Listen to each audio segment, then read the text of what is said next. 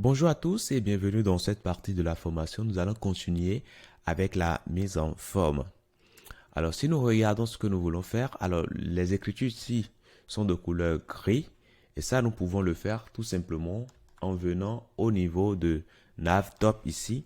On pourra définir la couleur en mettant tout simplement var et puis nous allons simplement ajouter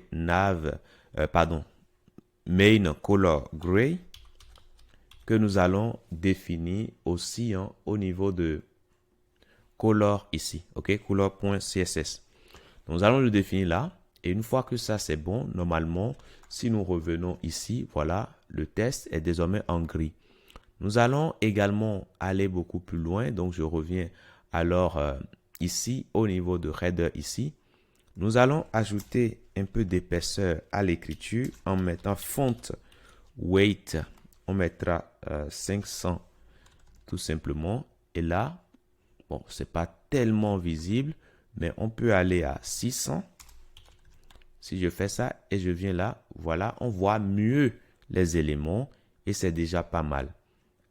Donc, si je reviens ici, vous allez voir que le test ici est écrit en majuscule, mais si je mettais une lettre minuscule dedans, ça va se ressentir. Nous ne voulons pas que cela se ressente. Nous voulons qu'il y ait que des majuscules.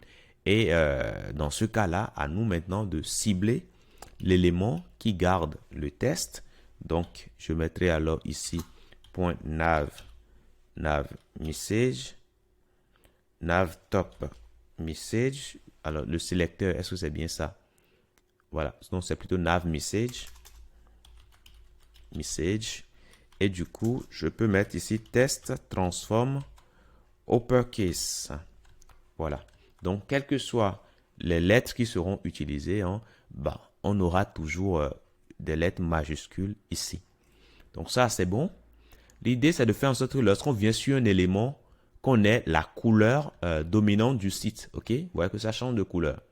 Donc, l'idée, c'est de le faire. Donc, nous allons alors revenir ici. Nous allons prendre le nav top et nous allons récupérer tous les éléments UL que nous avons à l'intérieur, tous les éléments LI et tous les éléments A. Et nous allons dire, mais lorsqu'on vient sur un élément A avec over, qu'est-ce qu'on fait en ce moment-là? Bonne question, ben, nous allons tout simplement changer la couleur. Donc, color, nous allons mettre tout simplement la couleur dominante du site. Donc, main color. Donc, si déjà, je mets mes points virgules. Si je reviens ici, je viens sur l'élément ici, vous voyez que la couleur change. OK? Donc, ça change correctement. C'est bon. L'idéal, c'est de le faire également pour les éléments I. OK? Puisque là, lorsqu'on vient sur un élément I, on n'a pas l'impression qu'on peut cliquer. Mais au-delà de ça, ça ne change pas de couleur et nous allons le faire également. Donc, comme les éléments I, on aura besoin de ce comportement pour les éléments I, quel que soit où ils vont se retrouver, nous allons le mettre dans Style alors. OK? Donc, dans les Style, nous allons mettre tout ce qui est dot général pour la page. Et au niveau de Header, nous allons mettre tout ce qui est spécifique à la partie Header. Donc, je prends l'élément I et je dis que lorsqu'on vient, il faut qu'on ait l'impression qu'on puisse cliquer. Et que lorsqu'on vient également, bon, déjà, je vais changer également le font size. Je mettrai 1.2 REM pour que ce soit un peu plus visible. Et maintenant, lorsqu'on vient sur l'élément, donc je mettrai alors ici le over. Lorsqu'on vient sur l'élément, nous allons changer la couleur. Et ça, nous pouvons le faire en mettant color.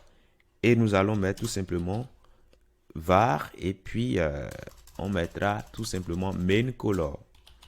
Main color, tout simplement. Donc, si je reviens ici, je viens sur un élément, voilà, la couleur change. Donc là, c'est déjà pas mal comme ça. Voilà. Donc, voilà pour cette partie. Alors, par rapport à ce qu'on a à faire, normalement, on doit avoir assez d'espace ici, assez d'espace là, et assez d'espace ici également. Et ça, vous savez qu'on peut tous le faire. Il suffira pour nous simplement. Mais ceci, je trouve que c'est beaucoup plus esthétique. Mais si nous voulons faire l'autre, c'est très simple. Alors, qu'est-ce qu'il faudra faire dans ce cas? Nous revenons alors ici au niveau de notre code. Bon, nous allons le faire, mais nous allons revenir à ce qu'on a fait tout à l'heure, parce que je trouve que c'est beaucoup plus esthétique. Donc, si je viens ici Si vous vous rappelez bien, on avait dit que l'espace qui était disponible, qu'on allait l'allouer seulement aux items. C'est ça qui fait que les autres éléments sont partis se mettre au bord, puisque tout l'espace qui était resté sur la largeur était destiné exclusivement, alloué exclusivement à la partie que nous avons au centre ici. Et rappelez-vous qu'on est parti plus loin pour dire que nous allons centrer la partie que nous avons au centre là en mettant Justify Content Center. C'est ce qui fait que nous nous retrouvons avec cet espace-là, ici et là. OK? Mais si nous voulons peut-être distribuer l'espace équitablement en tous les éléments, on pouvait faire quelque chose. Donc, dans ce cas-là, on n'allait pas mettre flèche 1 là. OK? Si on ne le mettait pas, vous voyez que les éléments sont tous collés comme ça. Maintenant, on peut dire que nous voulons utiliser Justify Content Space Between. Et là, qu'est-ce qui va se passer? Mais les éléments vont s'étirer, n'est-ce pas? Et nous aurons quelque chose proche de ce qu'on a là. Alors, pourquoi les deux qui sont collés ici, pourquoi ils ne sont pas collés? C'est parce que nous avons défini chaque élément comme... nous avons défini tout, le country, nous avons utilisé un élément. Le currency, nous avons utilisé un élément. Ce qui fait que, comme on a dit qu'on veut espacer tout le contenu de notre élément navtop, cet élément est resté là et on a de l'espace entre cet élément et cet élément. On a de l'espace entre cet élément et ça et de l'espace entre cet élément et ça, etc.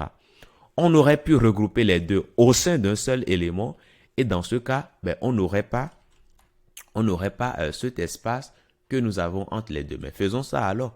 Donc, du coup, je vais créer un élément ici, div, qui aura pour classe, je sais pas, on n'a pas besoin de classe pour l'instant, on n'en a pas besoin. Et du coup, oui, on descend, alors CTRL Z. Je vais simplement ramener tout ce contenu-là. Je le ramène tout simplement à l'intérieur de ça ici. Et qu'est-ce que vous allez observer? Raisonnablement, les deux sont à côté, mais ils sont alignés suivant le flux normal d'affichage, ce qui va m'amener dans ce cas à rendre ça flexible en mettant classe flèche tout simplement. Ok, je mettrai là flèche comme ça. Ok, donc si je fais ça, vous voyez que les deux sont côte à côte et nous avons ce qu'on a, ce qu'on nous demande ici. On peut ajouter un peu de gap pour qu'il y ait légèrement de l'espace là, hein, ok? Vraiment, c'est nous qui décidons vraiment de ce que nous voulons avoir.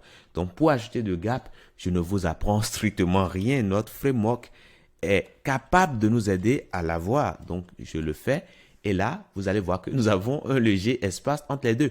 Donc, ça rejoint correctement ce que nous attendons ici. Ok, bien que je vous ai dit tout à l'heure que nous allons rester sur l'affichage selon laquelle les deux là et les icônes sont quand même assez alignés vers la gauche, vers la droite, pardon. Ok, on peut aller à cela.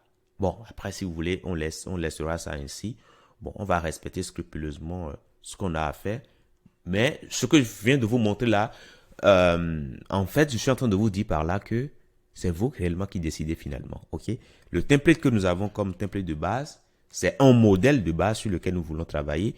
Mais si demain, vous avez l'impression que vous voulez peut-être que ces éléments soient collés ici, avec ces éléments qu'on a là, vous êtes totalement libre de le faire en ce sens que les Flexbox nous aident à aller au-delà de notre imagination, ok? Donc voilà pour ce que je tenais à vous montrer dans cette partie. Maintenant que nous avons fini de le faire, nous allons simplement enlever la bordure. Mais attention, il y a une barre ici hein, qu'il faudra le faire. Bon, nous allons le faire avant de terminer cette partie. Donc du coup, je reviens alors au niveau du code. Alors, je vais poser la barre sur quoi? Sur quel élément? Alors, si je pars de l'hypothèse que je vais mettre la barre sur le navtop ici, attention, le navtop, c'est dans le container. Donc, je ne vais pas occuper 100% de la largeur de l'écran. Alors que moi, je veux que cette barre-là occupe 100% de la largeur. C'est-à-dire que ça commence au début là, que ça finit à la fin de l'écran. Ok, donc du coup, je vais alors plutôt préférer navtop container, tout simplement. Donc, je copie ça. Et là, le B que j'ai là, hein, qui me permettait de voir mon élément, je peux l'enlever raisonnablement et tout va se passer correctement. Je reviens là et je vais cibler tout simplement le container et je mettrai tout simplement border bottom et je mettrai un pixel solide Et puis, je peux mettre ici CCC, tout simplement. Donc, si je reviens là et que je viens là, vous voyez que j'ai bien le trait qui est affiché. Donc, c'est parfait. Voilà. Donc, voilà pour ce que je tenais à vous dire. Dans la prochaine partie, nous allons gérer l'aspect responsive, OK, avant de continuer sur la partie que nous avons là. Je vous dis merci et à tout de suite.